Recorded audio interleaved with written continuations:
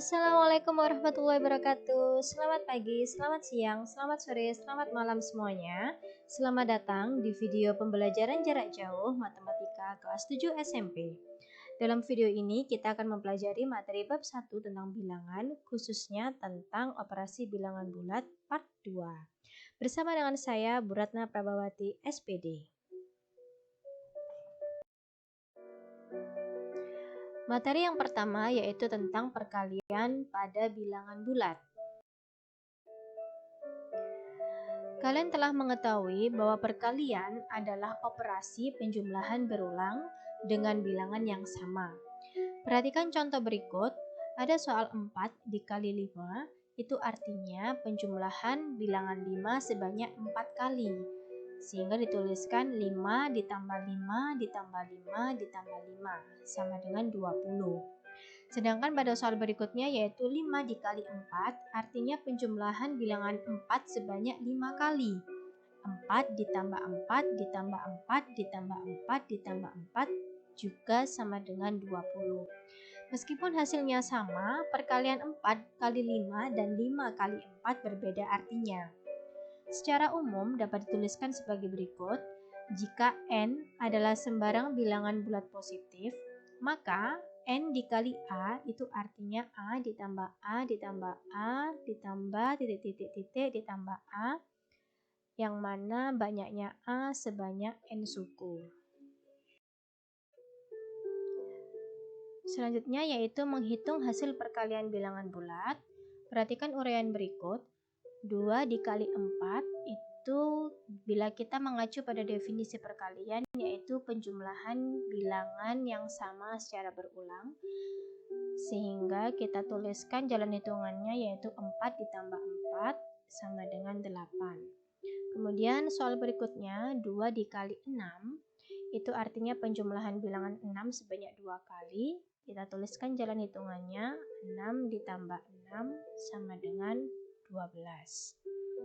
Berikutnya negatif 2 dikali 4. Harus kalian ingat kembali, bilangan pengalinya ini harus berupa bilangan bulat positif. Karena di sini ada tanda negatifnya, maka kita keluarkan dulu tanda negatifnya, kita tulis terlebih dahulu, kemudian kita buka kurung. 2 dikali 4 tutup kurung. 2 dikali 4 ini sudah bisa kita uraikan berdasarkan definisi perkalian. Maka kita tuliskan kembali sama dengan negatif buka kurung penjumlahan bilangan 4 sebanyak 2 kali. 4 ditambah 4 sama dengan negatif 8. Kasus soal berikutnya negatif 2 dikali 3. Karena di sini berupa bilangan negatif, maka kita keluarkan dulu terlebih dahulu tanda negatifnya. Negatif kita tuliskan, kemudian buka kurung 2 dikali 3. 2 dikali 3 artinya penjumlahan bilangan 3 sebanyak 2 kali. Minnya kita tulis dulu, kemudian buka kurung 3 ditambah 3 sama dengan negatif 6. Berikutnya ada persoalan 2 dikali negatif 2. Karena bilangan pengalinya di sini sudah berupa bilangan bulat positif, maka tidak menjadi masalah. Kita mengacu pada definisi seperti soal nomor 1, artinya bilangan yang dikalikan dijumlahkan sebanyak n suku yang di depan sini. Berarti negatif 2 ditambah negatif 2. Untuk menghitung negatif 2 ditambah negatif 2 ini kita menggunakan definisi penjumlahan yang mana sudah kalian pelajari minggu lalu. Tanda hasil mengikuti tanda bilangan. Karena sama-sama negatifnya berarti tandanya negatif. Kemudian operasi yang dijalankan adalah penjumlahan, sehingga kita tuliskan 2 ditambah 2 sama dengan negatif 4. Berikutnya 2 dikali negatif 3. Sama seperti cara di atas, berarti penjumlahan bilangan negatif 3 sebanyak 2 kali. Seperti ini. Sehingga bisa disimpulkan menjadi negatif 6. Berikutnya, ada kasus negatif 2 dikali dengan negatif 3. Ini berupa bilangan negatif, maka dari itu kita tuliskan dulu negatifnya di depan. kemudian buka kurung, angka 2 dikali buka kurung negatif 3. 2 dikali negatif 3 kita tuliskan sama seperti yang atas, yang ini ya. Kemudian negatif 3 ditambah negatif 3, sebenarnya tadi kan hasilnya negatif buka kurung negatif 6. Nah, sedangkan negatif dengan negatif itu disederhanakan menjadi positif. Bagaimana dengan negatif 2 dikali negatif 5? Dengan cara yang sama, negatifnya kita tulis dulu di depan. Kemudian 2 dikali dengan negatif 5 sama dengan negatif, berarti penjumlahan bilangan negatif 5 sebanyak 2 kali. Negatifnya kita tuliskan lagi, yang di dalam kurung negatif 5 ditambah negatif 5 hasilnya negatif 10. Negatif bertemu dengan negatif sehingga menjadi positif. Jika kalian mengamati perkalian bilangan yang sudah Bu Ratna jelaskan, kalian akan memperoleh sifat-sifat berikut. Jika P dan Q adalah bilangan bulat, maka yang pertama P dikali Q hasilnya perkalian biasa PQ, kemudian negatif P dikali Q sama dengan negatif buka kurung P kali Q tutup kurung sama dengan negatif PQ. Yang ketiga, P dikali negatif Q sama dengan negatif buka kurung P kali Q tutup kurung sama dengan negatif PQ. Dan yang keempat, negatif P dikali negatif Q sama dengan P kali Q sama dengan PQ. Nah, dari 4 pernyataan yang sudah tertera di layar kalian, dapat diambil kesimpulan jika dua bilangan bulat dikalikan dan bertanda sama, hasilnya berupa positif. Begitu juga sebaliknya, jika perkalian dua bilangan bulat, bila tandanya tidak sama, atau yang satu negatif dan yang satu positif, maka hasilnya berupa negatif. Selanjutnya, sifat-sifat perkalian. Yang pertama, bersifat tertutup. Artinya, dua bilangan bulat bila dikalikan, maka hasil perkaliannya juga berupa bilangan bulat. Misalkan P dan Q adalah bilangan bulat, maka P dikali Q sama dengan R, bisa dipastikan bahwa R juga merupakan anggota bilangan bulat. Sifat yang kedua yaitu komutatif, artinya bisa dibolak-balik. Jadi P dikali Q sama dengan Q dikali P, hasilnya pasti sama. Seperti yang Bu Ratna jelaskan di awal tadi, 4 dikali 5 hasilnya juga sama seperti 5 dikali 4. Hanya saja definisinya berbeda. Kemudian sifat selanjutnya yaitu asosiatif, yang mana memberlakukan tanda kurung. Buka kurung P kali Q, tutup kurung kali R sama dengan P dikali buka kurung Q dikali R tutup kurung. Hasilnya pasti akan menunjukkan nilai yang sama. Kemudian sifat distributif positif atau penjumlahan. Sifat distributif yang berlaku pada operasi penjumlahan. P dikali Q ditambah R sama dengan kita pisahkan P dikali Q ditambah P dikali R, seperti yang sudah kalian lihat pada layar kalian masing-masing. Begitu juga distributif negatif, yaitu distributif pada pengurangan. Berlaku juga hal yang sama. Kemudian yang terakhir yaitu memiliki identitas. Untuk setiap bilangan bulat P berlaku P kali 1 sama dengan 1 dikali P sama dengan P. Elemen identitas pada perkalian adalah bilangan 1. Nah, harus kalian ingat, elemen identitas pada penjumlahan itu bilangan 0, sedangkan elemen identitas pada perkalian yaitu bilangan 1. Selanjutnya, operasi hitung pembagian pada bilangan. Yang pertama, pembagian merupakan operasi kebalikan dari perkalian. Perhatikan uraian berikut. 3 dikali 4 artinya penjumlahan bilangan 4 sebanyak 3 kali. Kita tuliskan 4 ditambah 4 ditambah 4 sama dengan 12. Di lain pihak, 12 dibagi 3 sama dengan 4. Dari uraian tersebut, tampak bahwa pembagian merupakan operasi kebalikan atau inverse dari perkalian. Secara umum dapat ditulis sebagai berikut. Jika P, Q, dan R bilangan bulat dengan Q faktor dari P dan Q tidak sama dengan 0, maka berlaku P dibagi Q sama dengan R. Artinya bisa dituliskan juga dengan P sama dengan Q dikali R. Selanjutnya, hasil pembagian dari bilangan bulat. Coba kalian ingat kembali sifat perkalian pada bilangan bulat yang sudah Bu Ratna jelaskan 4 sifat di atas. Maka dapat diperoleh kesimpulan yang sama. Untuk setiap P, Q, R bilangan bulat, Q tidak sama dengan 0 dan memenuhi P dibagi Q sama dengan R berlaku. Yang pertama, jika P, Q bertanda sama, R adalah bilangan bulat positif.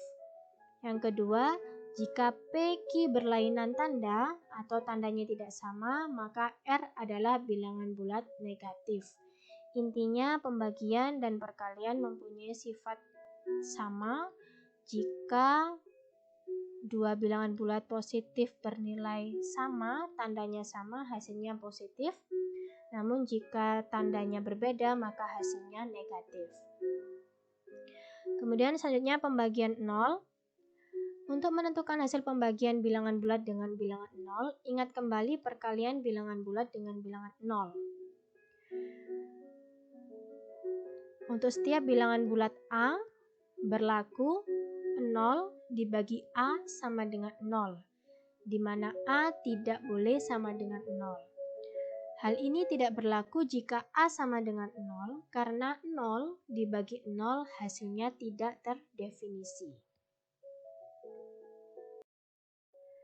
Berikutnya sifat pembagian pada bilangan bulat. Yang pertama, tidak bersifat tertutup.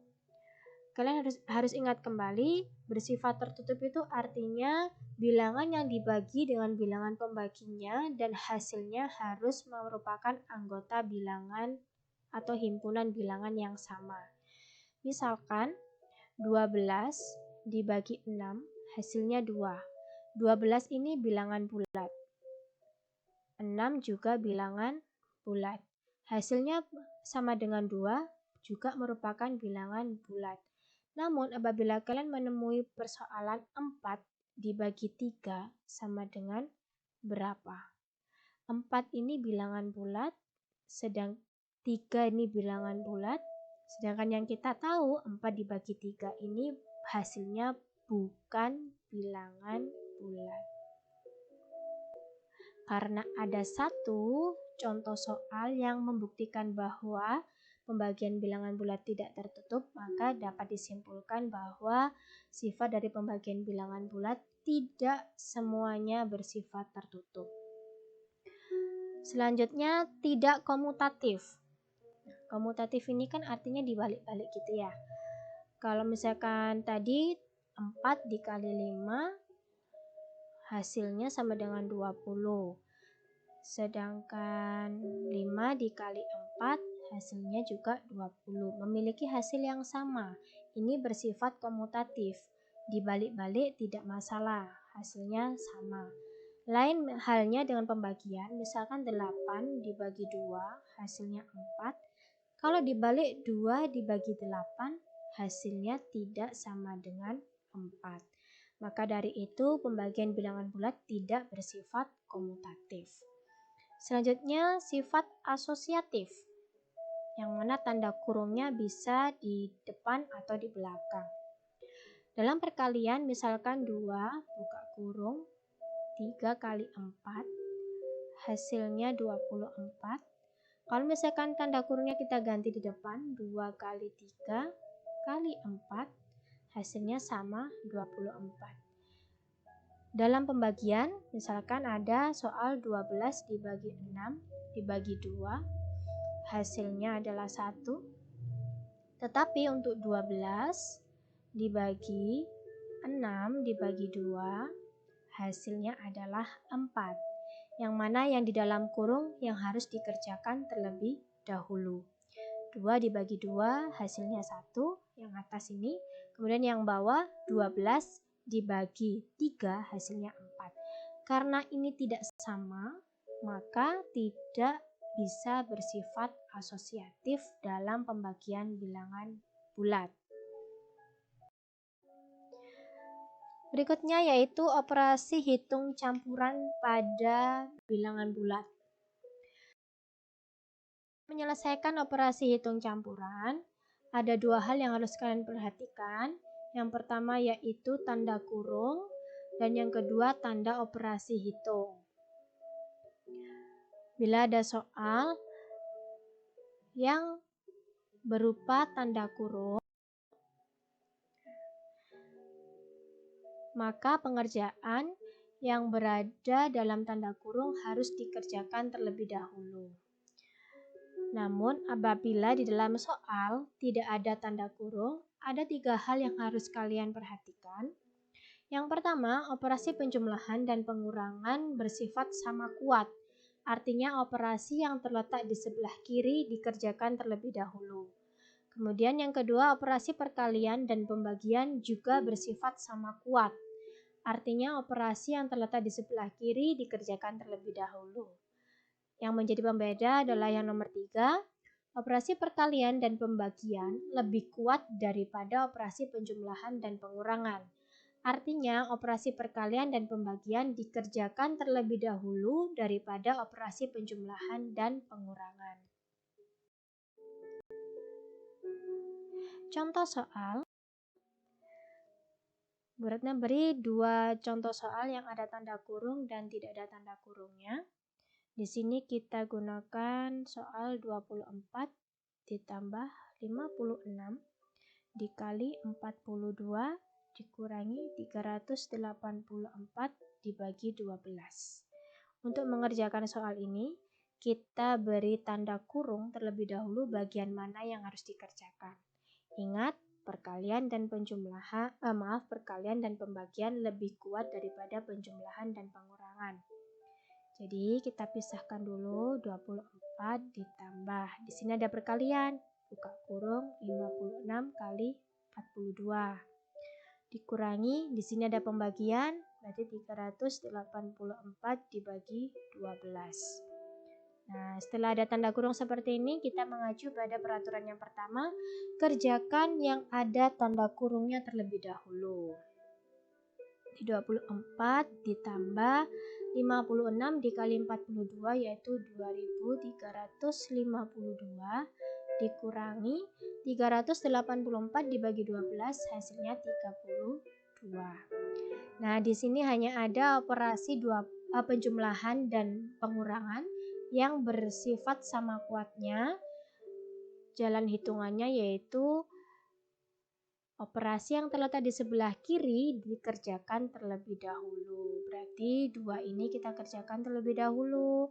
Hasilnya 2376 dikurangi 32 sama dengan 2344. Dan contoh yang nomor 2, 80 dibagi buka kurung 11 kurangi 7 dikali negatif 4 tutup kurung.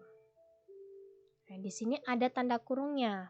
Maka dari kita kerjakan yang ada tanda kurungnya terlebih dahulu. Jadi 80 dibagi 11 dikurangi 7 hasilnya adalah 4 dikali negatif 4 tutup kurung sama dengan 80 dibagi 4 dikali negatif 4 hasilnya negatif 16. Dari sini pembagian 2 bilangan bulat yang tandanya tidak sama, berarti kesimpulannya hasilnya berupa negatif, Baru kita hitung 80 dibagi 16. Negatif 5. Gitu ya, semoga kalian paham dengan apa yang Bu Retno sampaikan mengenai operasi hitung campuran pada bilangan bulat.